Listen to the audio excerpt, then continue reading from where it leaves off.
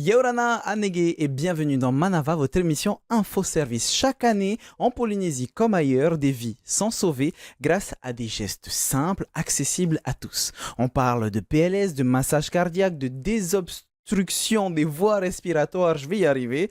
On parle de gestes qui sauvent, que l'on peut tous apprendre, parfois en une journée, ou en tout cas en petite formation. Aujourd'hui, on va découvrir ensemble pourquoi ces réflexes sont si précieux avec Puerava Théorie Martin, vice-présidente de l'UNAS Yarana, Yaranari. Frédéric Noiro, médecin urgentiste et moniteur et instructeur de secourisme Yarana, Yolana.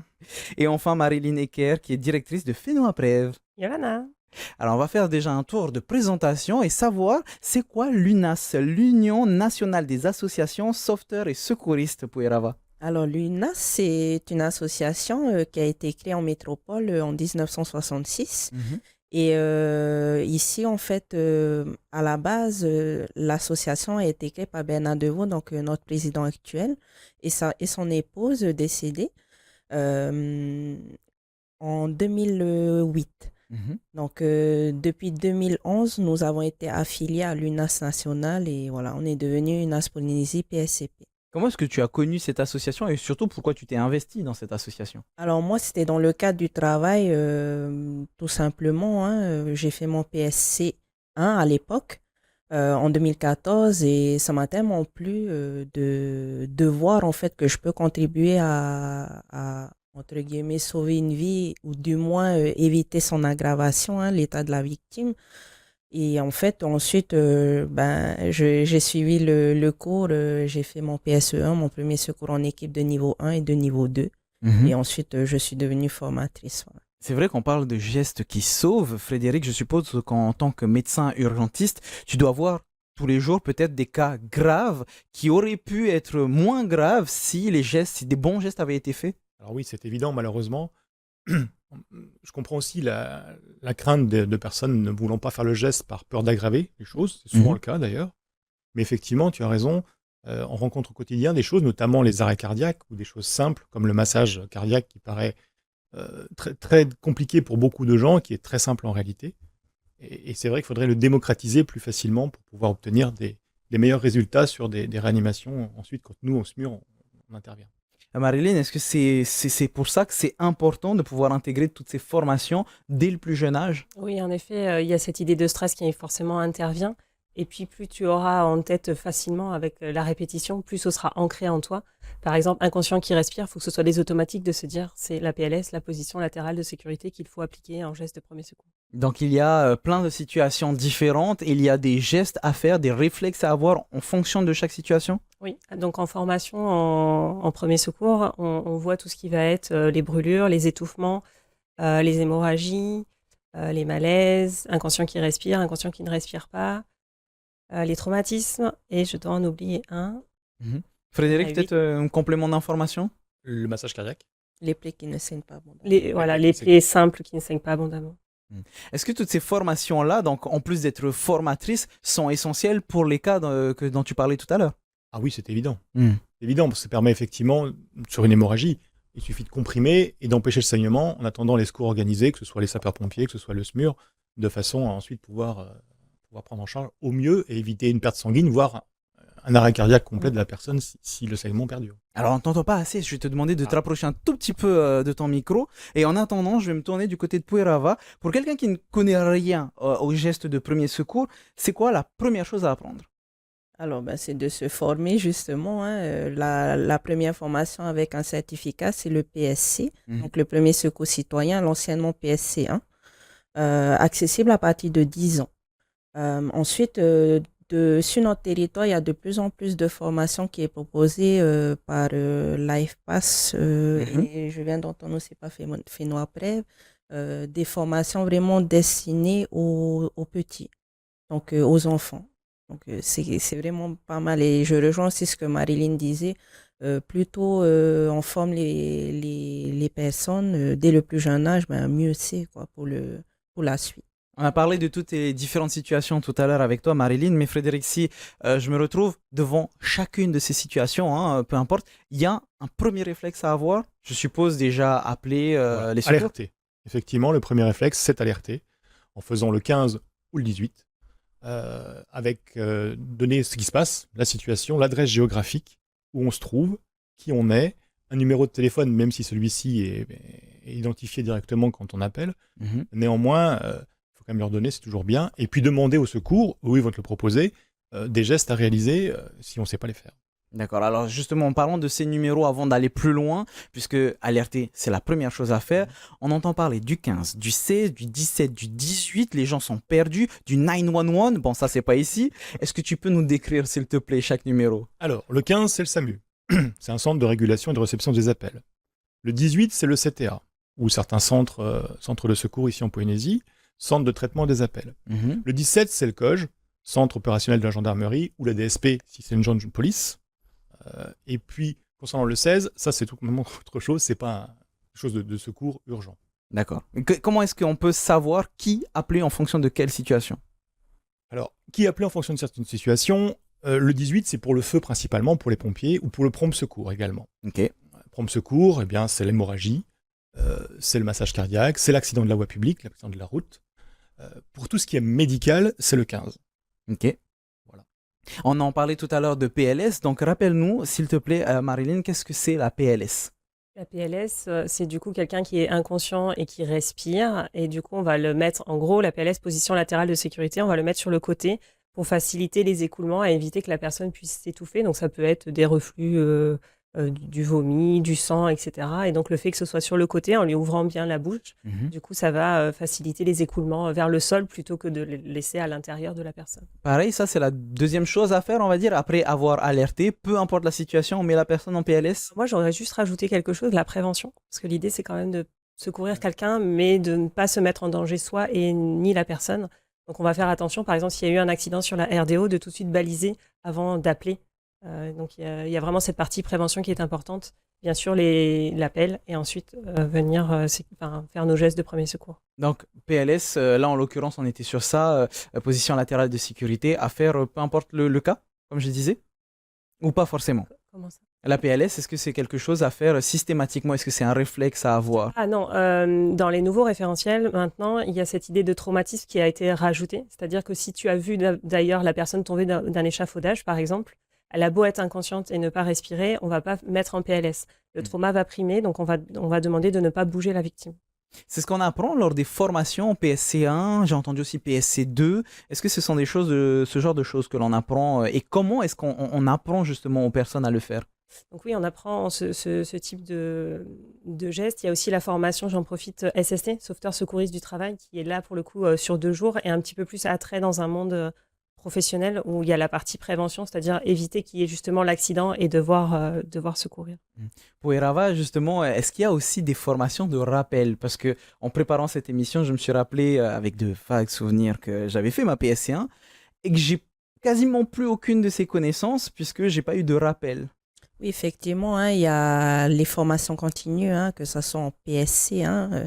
Alors, comme je disais tout à l'heure, le PSC1 n'existe plus. Ça a été remplacé par le PSC désormais. Il n'existe pas de PSC2. Après le PSC, on bascule sur le premier secours en équipe, donc de niveau 1 et de niveau 2. Effectivement, il y a des formations continues recommandées tous les 3 ans pour le PSC et tous les ans pour le premier secours en équipe de niveau 1 et de niveau 2. Mais bon, après, si on n'est pas dans le métier, vaut mieux faire des rappels tous les ans, quoi. Justement, pour Erava, je me souviens, encore une fois, de vagues souvenirs du massage cardiaque. Donc, de mettre les mains d'une certaine manière, je ne sais plus trop comment, et de pouvoir appuyer en rythme. Tu peux nous faire un rappel? Alors, effectivement, c'est le talon de la main, en fait, qu'il faut que ça soit au milieu du sternum. Donc, bien ici, cette partie-là. C'est la partie la plus pari, comme on dit chez nous. La plus solide. La plus solide, voilà, c'est ça. Après, c'est soit on pose les mains, soit on croise. Ça dépend, en fait, des personnes. Ça dépend tout simplement des personnes. Parce qu'on n'est pas tous constitués de la même manière. Donc, il n'y a pas une manière conventionnelle, genre de mettre les mains comme ça, j'en avais vu, ou de peu importe. On apprenait plus comme ça, parce que du coup, ça relevait les doigts pour éviter de casser les côtes. C'est ça. Mais il y en a qui sont plus à l'aise en mettant du coup les mains croisées en papillon. Ah, donc de ce que vient de dire Frédéric, il y a moyen de, si tu fais mal, d'aggraver la situation? Aggraver, non. La personne est en arrêt cardiaque, il faut que le cerveau soit irrigué. Si tu ne pratiques pas un massage cardiaque, il ne sera plus irrigué. Au bout de 5 minutes, il y aura des séquelles inéluctables. Ah oui, donc une côte Donc, ou deux. Je pense que pas si le grave. cerveau prime sur quelques côtes. Effectivement. Je vois ce que tu veux dire. Avec le massage cardiaque, on voit aussi le bouche à bouche. C'est indispensable, ça aussi? Alors, c'est une bonne question. C'est quand même, par rapport à ce geste, assez surprenant pour les personnes, parce qu'on met une bouche d'une personne qu'on ne connaît pas. Si sa famille, c'est assez simple. Mais si une personne extérieure à sa famille, c'est quand même très délicat. D'autant plus, il peut y avoir du vomi, il peut y avoir du sang, il peut y avoir des choses dans cette bouche. Donc, le bouche à bouche est certes important, mais encore faut-il faire une libération des voies aériennes au préalable, chose qui s'apprend. Et puis ensuite, ce qui est à mon avis le plus important, c'est le massage cardiaque en attendant l'arrivée des secours organisés. La circulation cardiaque prime sur la ventilation dans un premier temps. Donc, la désobstruction des voies respiratoires. Marilyn, tu peux nous en parler? Donc là, c'est la méthode d'Emlich. Du coup, c'est un objet qui est obstrué. Alors, Emlich, par contre, c'est important de bien comprendre. Souvent, les gens ont tendance à se dire, il y a un étouffement, on fait automatiquement Emlich. Non. Si la personne peut encore parler, faire des petits cris, c'est-à-dire que là, c'est que partiel. Okay. Donc, dans ce cas-là, on va juste lui demander de tousser. Par contre, si elle n'est plus en capacité de venir dire « je m'étouffe », dans ce cas-là, on fera la technique d'Emlich. Donc, c'est 5 tapes dans le dos. On reprend du coup ce que tu disais tout à l'heure, vraiment le talon de la main au niveau des omoplates. On va faire jusqu'à 5 tapes. Si au bout de 3, c'est sorti, on s'arrête là. Okay. Sinon, on va jusqu'à 5. Et après, Emlich, en fait, c'est fermer le poing. On vient du coup comme ça et entre au niveau du le sternum et le nombril. Au milieu, on vient serrer. Et là, à l'intérieur du corps de la personne, moi j'appelle ça une virgule. Souvent, c'est plus parlant. Et ça vient faire l'effet piston pour remonter l'objet obstrué et le faire sortir. Donc, libérer les voies aériennes. On appuie sur les poumons pour faire comme un toussement, comme de la toux pour enlever l'effet piston, pour le faire ressortir. Ouais. Okay. Pour faire ressortir sur le diaphragme, on appuie en fait sur le diaphragme pour faire l'effet piston, comme Marilyn disait. Hein. Ok. Avant d'arriver à là, donc vous disiez c'est 5 tapes dans le dos. Oui. Du coup, il y a un endroit spécifique. Bon, alors c'est la première fois que je vais faire ça. Il y a un endroit spécifique dans juste au niveau de tes omoplates sur la colonne. Ouais. Okay, d'accord, à peu près à l'endroit où vous avez vu le micro dans mon dos. Un peu compliqué. Il y a une différence par rapport aux gestes qui sont appliqués si c'est fait pour avoir avec des adultes ou des enfants ou des personnes handicapées. Il y a des procédures différentes entre les adultes et les enfants. Hein. Par exemple, on était sur l'ACR, l'arrêt cardio-respiratoire. Pour un adulte, on fait 30 compressions thoraciques et 2 insufflations. Hein. Si on peut faire les insufflations, bien sûr. Hein. Tandis que pour les enfants nourrissons, on commence d'abord par 5 insufflations, ensuite 15 compressions thoraciques et 2 insufflations. Et ensuite, on répète les 15-2, 15-2. Quoi. J'y pense, je reviens là-dessus, Frédéric, même le massage cardiaque, finalement. Puisqu'on met son poids pour pouvoir faire le massage cardiaque sur un adulte, on ne peut pas le faire sur un enfant, parce que là, c'est le brisage de côte assuré. Ah bah effectivement. Et puis, le taux de compression du sternum est différente entre un adulte qui fait 130 kg et un enfant qui va en faire 7, c'est sûr. Et la technique même est différente. On fait avec des doigts ou avec des pouces, avec 2 pouces, un nourrisson par exemple, ou la paume d'une main seulement pour un enfant un peu plus grand. Mais effectivement, les techniques sont différentes en dehors des cycles que mes collègues ont évoqués ici. Ça fait partie d'une formation bien à part pour pouvoir l'appliquer chez des nourrissons ou chez des enfants ? Je pense qu'effectivement, pour le nourrisson, c'est quand même très spécifique. Ouais. Ça nécessite quand même un apprentissage. Après, on peut guider mes collègues des assistants en régulation médicaux, mes collègues au SAMU en régulation médecin, donnent des conseils, notamment avec la visio, par exemple. On peut faire en visio, on a déjà fait, pour faire pratiquer ces gestes. Mais il est certain qu'une formation ad hoc facilite beaucoup les choses. Marilyn, justement, il y a aussi, pour transitionner, des formations premiers secours que l'on peut donner aux jeunes qui pourraient sauver leurs petits camarades. Donc, sensibilisation dès le plus jeune âge avec le projet Les Petits Héros de Tahiti. Est-ce que tu peux nous en parler ? J'ai la chance, du coup, de faire partie bénévolement de l'association Les Petits Héros de Tahiti, donc, qui est assez récente. Ça a ouvert en 2018. C'est Vaïti Doyen qui l'a fondé sur le territoire. Et du coup, on forme dans les écoles en section de maternelle et de primaire.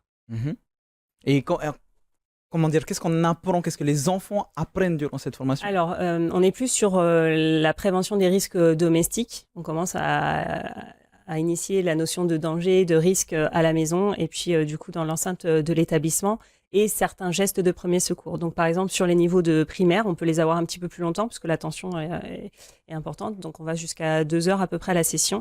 Et là, on pourra commencer à montrer la PLS.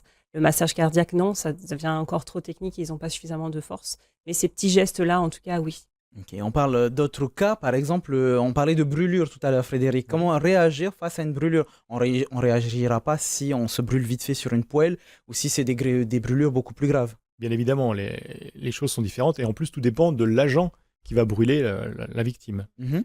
Comme disait ma collègue tout à l'heure, il faut déjà soustraire au risque et pour éviter, un, se mettre en danger et deux, de laisser le patient ou la victime dans la situation où elle se trouve à proximité d'un point chauffant ou de produits chimiques. Mhm. Ça, c'est le premier point. Le second point, quand les risques sont retirés, c'est refroidir la personne avec de l'eau à 10-15 degrés, 10-15 minutes, pas de l'eau fraîche, hein, et rincer, en attendant, si c'est des brûlures chimiques, et rincer dans la douche le temps que les secours organisés arrivent. Ok. Je me souviens dans le PSC1 qu'on avait appris à l'époque, moi c'était la coupure. Du coup que je devais réagir face à une coupure. Pouerava, comment est-ce qu'il faut faire? Parce que moi du coup j'ai un peu paniqué sur le moment. Alors, une hémorragie, c'est ça? Juste une coupure, il y avait un bout de verre planté dans le bras et... Donc, c'est une plaie grave alors. Mm. Dans ce cas, on ne retire pas le corps étranger parce que... C'est là que ça peut devenir... Voilà, une c'est là qu'on va aggraver en fait l'état de la victime. Donc, s'il y a un corps étranger dans le corps, hein, peu importe où ça se situe, on laisse tel quel. Mais par contre, en fonction de où c'est, on va mettre les victimes dans les positions d'attente. Par exemple, si c'est une plaie une plaie grave au niveau de l'œil, on va l'allonger. On va demander à la victime de fermer les deux yeux et, si possible, de faire un maintien de tête. Après, voilà, il y a au niveau les plaies graves au thorax, on va la mettre semi-assise. Les plaies graves au niveau de l'abdomen, on va l'allonger, les genoux fléchis, voilà, pour diminuer en fait la douleur, hein, relâcher les muscles de l'abdomen et diminuer la douleur. Je reviens sur l'exercice dans lequel j'étais. Donc, alors, c'était un bout de verre qui était effectivement planté dans le bras de la personne. Donc, c'était encore une fois qu'un exercice. Hein. Mais elle jouait assez bien. Elle faisait la personne qui était héros. Du coup, ça aussi, il faut le gérer, Marilyn. Oui, ça c'est vrai que... Alors, nous, on va grader le niveau en fonction de nos stagiaires. C'est-à-dire que si on voit qu'ils sont déjà stressés, on va faire déjà juste les gestes de premier secours comme ça. Et moi, je sais que j'aime bien aussi mettre un peu de challenge. Donc, si je vois qu'ils sont à l'aise dans les gestes de premier secours, on va rajouter un petit peu... Une difficulté. Une petite difficulté. Donc, ça peut être aussi l'entourage, hein, les témoins, ou ça peut être la femme ou le mari qui, ce jour-là, est vraiment stressé et toi, te met la pression en tant que secouriste. Donc, tu as ton stress à toi à gérer en tant que secouriste, te rappeler bien ces premiers gestes-là et en même temps, gérer l'entourage qui peut, toi, te faire stresser encore plus. En tant que médecin et urgentiste, ce dont on parle depuis tout à l'heure, Frédéric, donc c'est de la théorie qu'on apprend, hein, ce sont des formations qu'on apprend, mais je suppose que dans des cas concrets, on doit réagir toujours un petit peu différemment en fonction des cas. C'est évident. Comme dit ma collègue, le stress fait que la réaction va être différente. Il est certain que si ça touche quelqu'un de sa famille, son propre enfant ou quelqu'un d'extérieur, on n'aura pas les mêmes appréhensions, les mêmes réflexes. Le même stress. Le même stress, bien évidemment. Comment est-ce qu'on fait pour gérer ce stress, justement? Je ne suis pas sûr qu'il y ait une solution ad hoc parfaite. Par contre, effectivement, les formations facilitent la gestion du stress. Plus on est formé, plus on est mieux à même à appréhender les situations. Est-ce qu'on a des petites astuces, justement, comme je viens de dire, des choses que l'on doit mettre en place pour contrôler son anxiété et des choses à faire en priorité, Marilyn? Alors moi, j'aime bien parler de la musique, et souvent les personnes le connaissent, c'est Stayin' Alive.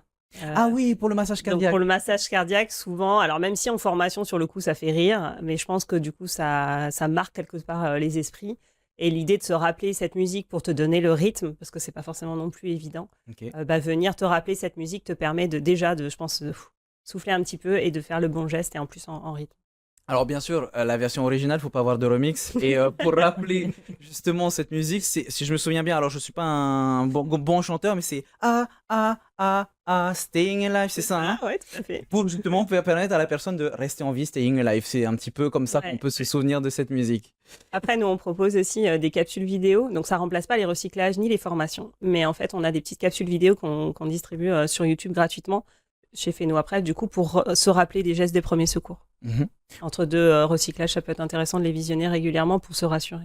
En faisant cette émission, Pouerava, je suis tombé sur une phrase qui disait « Il vaut mieux faire quelque chose, même si c'est mal fait, que de ne rien faire. » Effectivement, hein, parce que si on fait rien, l'état de la victime va s'aggraver, voire la victime va décéder. Donc, vaut mieux faire un geste même un mauvais geste, mais au moins de porter secours à la personne, mais surtout de ne pas oublier, hein, dans les formations, je dis souvent, on peut oublier les gestes de secours, ça c'est pas un problème, mais il faut surtout pas oublier la protection et la lettre au 15. Donc, parce que la lettre au 15, si on a tout oublié, les gestes de secours, ils sont là aussi pour nous rassurer et pour nous guider. Frédéric, justement, en parlant de tout ça, je pense que j'avais décidé d'enlever l'histoire sur les côtes cassées vis-à-vis du massage cardiaque. J'ai décidé de l'oublier et en me le rappelant, j'ai un peu peur de mal faire les gestes. Non, c'est pas mal faire le geste. Le fait de faire, comme je l'ai dit tout à l'heure, le fait de faire circuler du sang au niveau du cœur et du cerveau et un peu des reins et des poumons, même si tu casses des côtes, c'est pas dramatique. Les côtes, ça se répare facilement, c'est rien. C'est une fracture de noce, sans plus. Ce qui est important, c'est que le cerveau soit irrigué. Au bout de 5 minutes, les séquelles sont irréversibles. C'est important 5 de le minutes, répéter. c'est très court. Très court. Marilyn, une réaction justement sur le fait d'avoir peur de mal faire les gestes? Moi, je dis souvent à mes stagiaires, moi, je préférais que tu essayes de me sauver et que du coup, je reste en vie. Mais tant pis si j'ai des côtes cassées. Je préfère être en vie qu'avoir que tu m'aies laissé comme ça par peur de me casser des côtes, quoi. Cette transmission de savoir, finalement, ces formations, c'est aussi une question de solidarité locale, finalement, puisque ça peut nous arriver à nos collègues de travail, à notre famille, à n'importe qui. Ouais. Tout à fait. C'est un petit peu les messages que vous portez lors de vos formations pour ceux et celles qui ont un petit peu peur ou qui se disent « ça va, il y a toujours quelqu'un qui a un PSC quelque part dans l'assistance ». Marilyn? J'ai souvent des appréhensions sur justement le massage cardiaque, on en parlait, mais aussi les saignements. Où les gens me disent « Ah, moi, le saignement, c'est pas possible. Dès que j'ai la vue du sang, je m'évanouis. » Et en fait, moi, j'insiste sur le fait qu'il y a toujours moyen d'aider. Aller chercher un défibrillateur, passer l'alerte, etc. C'est déjà un premier pas très important. Toujours avec toi, Marilyn, j'ai vu une vidéo de Feno Aprève, justement, où quelqu'un saignait du nez. Il n'y a pas forcément énormément de choses à faire, si ce n'est, encore une fois, l'alerte et juste pouvoir, repérer d'où viennent les saignements. Non, ça va être plutôt déjà lui demander de se moucher, donc faire évacuer un maximum de sang. Et puis ensuite de baisser la tête en avant, parce que souvent les gens ont tendance à vouloir dire on met la tête en arrière, mais là le sang va rester à l'intérieur. Donc c'est pas ce qu'on veut, on veut que du coup ça sorte. Et pour faire arrêter le saignement, on vient avec la pince du coup et le pouce venir appuyer sur le nez pour que le saignement s'arrête. Alors le fait que tu parles de mettre la tête en arrière, ça fait partie des idées reçues que moi-même on m'a appris. Frédéric, une autre idée reçue que j'ai pu avoir, c'est la langue quand il y a une crise d'épilepsie. D'enlever la langue parce que sinon il va l'avaler ou quelque chose comme ça. L'enlever, ça va être difficile. Enfin, tenir la langue plutôt, pardon. Voilà. Effectivement, c'est lié à l'état d'inconscience pour pas que la langue chute en arrière et obstrue les voies aériennes et empêche de respirer. Ceci étant, une personne qui convulse, c'est extrêmement dangereux parce qu'il y a un strabismus, c'est-à-dire une contraction des muscles à ce niveau-là, et c'est extrêmement dangereux de mettre ses doigts dans la bouche au risque de laisser un doigt. D'accord. Donc, c'est pas évident à faire du tout. Dans un premier temps, le mettre en PLS sur une personne inconsciente qui respire me paraît le plus adapté. D'accord. Donc, encore une fois, il y a des risques en fonction de chaque cas, mais c'est aussi pour ça que l'on est formé. Est-ce que ça peut créer des vocations pour Ava? Oui, effectivement, hein, on a beaucoup de jeunes qui s'intéressent au premier secours. On a beaucoup d'adhérents maintenant, une quarantaine d'adhérents, et là on vient d'accueillir 6 nouveaux jeunes de l'UPF. Donc oui, effectivement, hein, je dirais, hein, moi quand je forme, c'est un peu égoïste aussi, hein, parce que j'aimerais bien que mes stagiaires, si je suis en situation d'accident, puissent venir m'aider. Donc, et c'est justement le message qu'on essaie de véhiculer au sein de nos formations. Ces formations sont obligatoires ou est-ce qu'il faudrait aider, les rendre obligatoires? Alors, c'est obligatoire au niveau du travail, mais ça serait bien d'obliger, quoi, hein, le rendre obligatoire pour tout un chacun. J'ai vu une réaction de ta part, Frédéric. Oui, je pense qu'effectivement, je partage tout à fait l'avis de Poerva. Je pense qu'à l'école, une journée de temps en temps, en fonction des cycles, serait adaptée. Par exemple, il existe pour le permis de conduire, alors pas en Polynésie ni en France d'ailleurs, même si la loi l'avait prévu en 1977, le décret d'application n'a jamais été élaboré pour une formation au premier secours. Donc c'était anticipé, mais ça n'a pas été mis en application. Et je pense qu'effectivement, l'école, l'éducation a un rôle à jouer dans ce domaine. Donc pourquoi pas faire aussi un rappel si on a appris, mais il y a très longtemps, Marilyn? Oui, faire des recyclages réguliers, c'est vraiment important. Nous, souvent, on voit en formation des personnes, ça fait 10 ans qu'elles ont été formées, donc forcément, les gestes, tu n'es plus en capacité de les reproduire correctement. Et puis, tu as toujours cette idée de stress qui vient se rajouter en plus. Donc, vraiment, les recyclages, c'est important. SST tous les 2 ans et PSC, on disait tous les 3 ans à peu près, c'est recommandé. Et pour terminer, hein, on parle aussi de gestes de premier secours en santé mentale. Alors, ça n'a rien à voir, ce n'est pas les mêmes gestes, mais très rapidement, en quoi ça consiste? Donc, PSSM, les premiers secours en santé mentale, c'est la même chose que là, ce qu'on vient d'aborder, les premiers secours en santé physique, mais là, c'est pour la partie mentale. Donc, pour des personnes qui sont en état de dépression, crise suicidaire, attaque de panique, sous l'emprise de produits, alcool, PACA, etc. Et on apprend aussi tout ce qui est pathologie, schizophrénie, bipolaire, les troubles psychiques, on va dire. Et l'idée, c'est au travers d'un plan d'action aussi, qu'on nomme aéré. Ça nous permet d'aller du coup au contact des personnes qui sont en souffrance, d'écouter avec toute bienveillance possible et de pouvoir réorienter si nécessaire vers les professionnels de santé, donc psychologues, psychiatres, associations, SOS Suicide, etc. Et on retiendra le mot que tu viens de dire, la bienveillance et la solidarité surtout. C'est un petit peu le but de ces gestes premiers secours. Merci beaucoup à toutes et à tous d'avoir répondu à mes questions. Maruruari. Si vous voulez vous renseigner les amis, vous avez bien sûr le site de fenoaprev.com et unas.fr/unas Polynésie. Donc bien sûr pour vous renseigner sur toutes ces formations qui sont justement disponibles pour vous. Merci beaucoup de nous rester fidèles. On se retrouve très bientôt. Maruru itotato faririra trahoma parheana.